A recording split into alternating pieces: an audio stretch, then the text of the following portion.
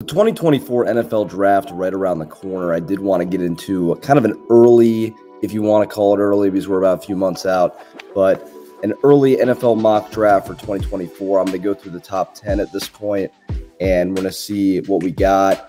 Also, I'm not going to account for any trades that I think possibly may occur. There might be one. The first pick could be traded, but we're just going to act as if there's no trades, and it's just straight up the teams that are in the position they're in are picking where they are.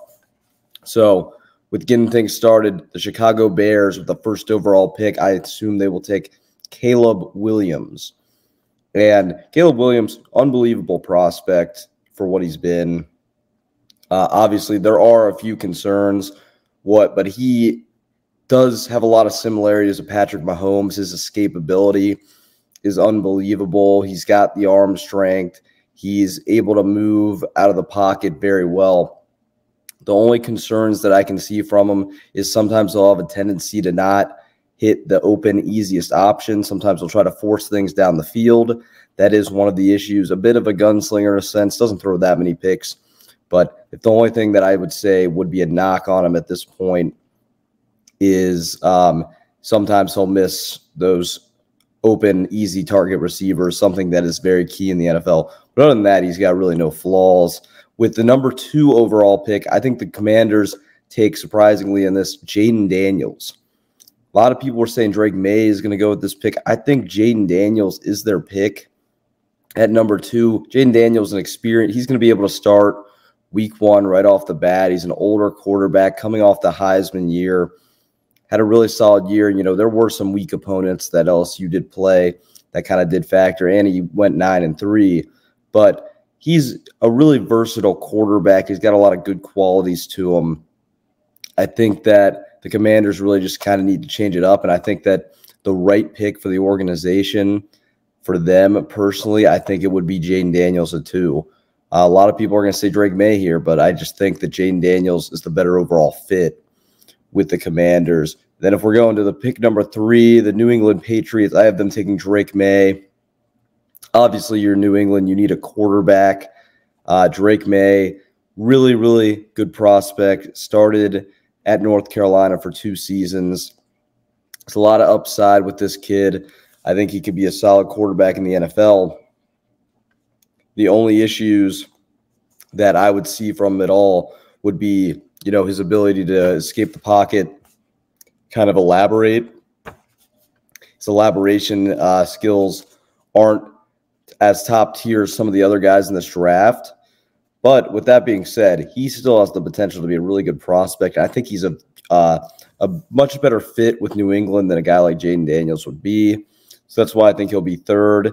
Now, 4th, the first non-quarterback to the Arizona Cardinals, Marvin Harrison Jr.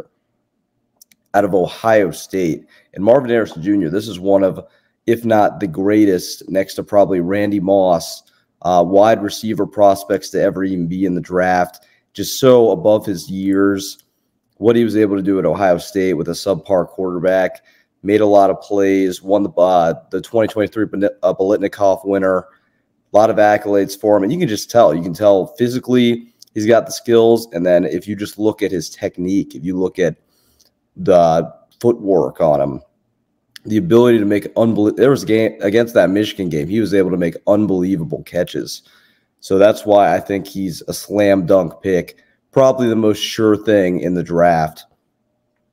Number 5, we have the Chargers, and I do think they take Odunze from Washington, Rome Odunze.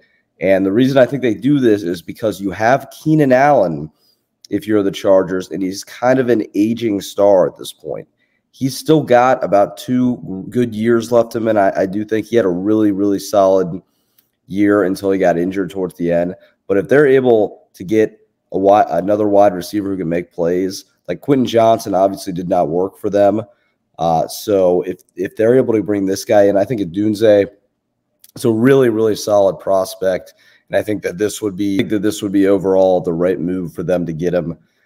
With the number 6 pick, we have the Giants selecting. And this is where I think you have to get Brock Bowers at this point if you're not going to go quarterback. Some people think they possibly could go quarterback. I think personally they won't. Brock Bowers is someone that they would need. They do have Darren Waller, but Darren Waller just hasn't really shown up, and you need as many weapons as you can get to support Daniel Jones with. That's why I like Brock Bowers at this 6th pick. You go on to the 7th pick. You have the Titans, and I think they go O-line at this point. I think you've kind of found your quarterback. And I think they got to get the tackle from Penn State, Fasciano. I think the guy can play. From what I've seen, he was able to protect the pocket really well, which was really good for Penn State. Obviously, Penn State had a pretty good year. They only lost 3 games. Those 3 games were to very good opponents. So that's why I think that Titans got to take Fasciano with that 7th pick. Now on to the 8th pick, the Falcons. And I think the Falcons, they're in need of a quarterback here. And at this point, we don't really know who the head coach is going to be, but I think they take Michael Penix Jr. with this pick. As of right now, Michael Penix Jr. barely slotted to be a first-round pick at this point. But, as the draft heats up, quarterbacks get overhyped a little bit, but I don't think he's overhyped at all. I've seen the game against Texas. I've seen the games against Oregon, the season he had, the experience. Michael Penix Jr. could be a really solid quarterback in this league. And I think that the Falcons, if they don't make a trade for Fields, then you would have to think that a good pick would be Michael Penix Jr. He's going to be sitting right there. That would be a good selection. Then we go back to the Bears, and I do like Jared Verse with the 9th pick, the Florida State edge rusher. He had a ridiculous year. A lot of the reason that Florida State was able to go 13-0 was due to what he was able to do on the edge. Very talented player. You can just see it in his build.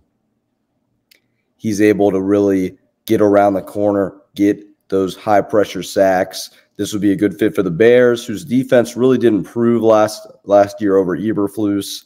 And this would be another, big guy to get. They have Montez Sweat on one side. He would be a good complement to that on the other. And then the Jets, at 10, I have them taking Joe Alt from Notre Dame. You need a tackle. This O-line is one of the weakest groups in the NFL. And your quarterback happens to be 39 years old. You got to protect Aaron Rodgers as much as you can. So that's why I think Joe Alt would have to be the choice at this point. And for now, that's going to wrap up the list. And, obviously a lot's going to change. That's why this is going to be the first probably 5 of these that I do. But I want to get a really early one out. And, this list could look unbelievably different a week before the draft. But this is what I got for right now as an early mock draft.